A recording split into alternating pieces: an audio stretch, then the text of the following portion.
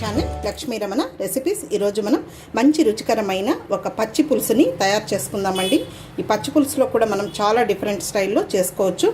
కానీ ఈరోజు నేను ఈ పచ్చి పులుసును ఎలా చేశానో చూడండి. ఇది రైస్తో తింటే సూపర్గా ఉంటుంది. ఈ విధంగా మనం పచ్చి పులుసు చేసుకున్నామంటే తృప్తిగా తినొచ్చండి. పుల్ల పుల్లంగా కారం కారంగా చాలా బాగుంటుంది. ఏం కర్రీస్ లేకపోయినా కూడా ఈ పచ్చి పులుసుతో మనం కడుపు నిండా తినొచ్చు. కాబట్టి ఈ పచ్చి పులుసుని మనం ఎలా తయారు చేసుకోవాలో కావలసిన పదార్థాలు, తయారీ విధానం ఒకసారి చూద్దామండి. నేను ఒక పెద్ద నిమ్మకాయ సైజు అంతా చింతపండుని నీట్గా వాష్ చేసేసుకొని ఒక పెద్ద గ్లాసు నీళ్లు వేసేసుకొని ఒక 10 నిమిషాల ముందు నానబెట్టి పెట్టేశాను.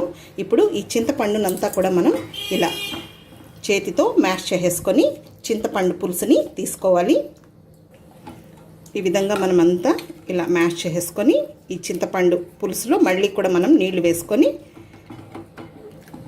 మనం ఈ పచ్చి పులుసులో వాడుకోవాలి. ఇప్పుడు ఇంకొక పెద్ద గిన్నె తీసేసుకొని ఈ చింతపండు పులుసునంతా కూడా ఇలా చెయ్యి అడ్డు పెట్టేసుకొని ఇదంతా పిండేసుకొని మళ్ళీ ఈ పిప్పిలో నీళ్లు వేసుకొని మళ్ళీ ఇందులో వేసుకోవాలి. మనం పులుపు చూసుకొని పులుపుని పట్టి నీళ్ళని యాడ్ చేసుకోవాలి.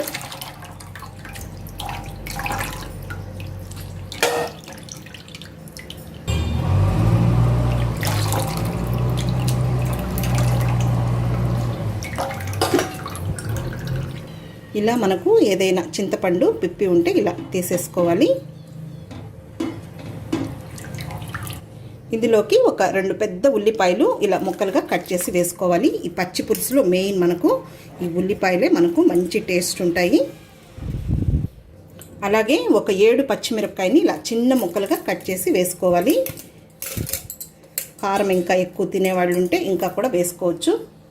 అలాగే కొద్దిగా పచ్చి కరివేపాకు, పచ్చి పులుసుకు సరిపోయేంత రాళ్ళుప్పును కూడా వేసేసుకోవాలి. ఇప్పుడు ఇందులో ఒక 1/2 టీ స్పూన్ కారం పొడి వేసుకుందాము.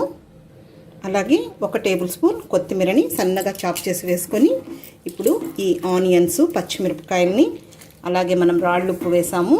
సో ఇవన్నీ బాగా ఈ ఫ్లేవర్స్ అన్నీ పట్టేటట్టు బాగా మ్యాష్ చేస్తూ ఇదంతా కలిపేసుకోవాలి. ఇలా బాగా ఆనియన్స్ అంతా కూడా బాగా ఒక 2 నిమిషాల పాటు ఈ ఉల్లిపాయల్ని బాగా ఇలా మ్యాష్ చేసేయాలి. చాలండి. ఈరోజు మనం ఈ పచ్చి పులుసుకి పోపు వేయాలి. చాలా బాగుంటుంది ఈ మెథడ్లో కూడా. కొన్ని పచ్చి పులుసులేమో ఇలా పచ్చిగానే తింటే బాగుంటాయి, కొన్ని పోపు వేసేవి ఉంటాయి. ఇప్పుడు మనం పోపు వేసిద్దాము. స్టవ్ వెలిగించుకొని ప్యాన్ పెట్టుకొని 1 టీ స్పూన్ మాత్రమే నూనె వేసుకోవాలి, ఎక్కువ వద్దు. 1/2 టీ స్పూన్ ఆవాలు, 1/2 టీ స్పూన్ మినపప్పు, 1/2 టీ స్పూన్ పచ్చెనగపప్పు, జీలకర్ర కొద్దిగా ఎక్కువగా వేసుకోవాలి, 1 టీ స్పూన్ వేయాలి. ఒక 8 వెల్లుల్లి రెబ్బలు పొట్టు తీయకుండా కచ్చా పచ్చగా దంచి వేసుకోవాలి.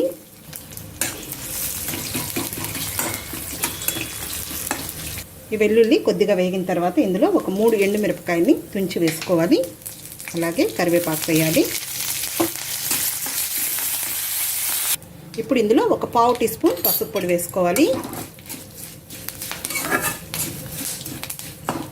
పోపు వేగిపోయింది, స్టవ్ ఆఫ్ చేసేసుకుందాము.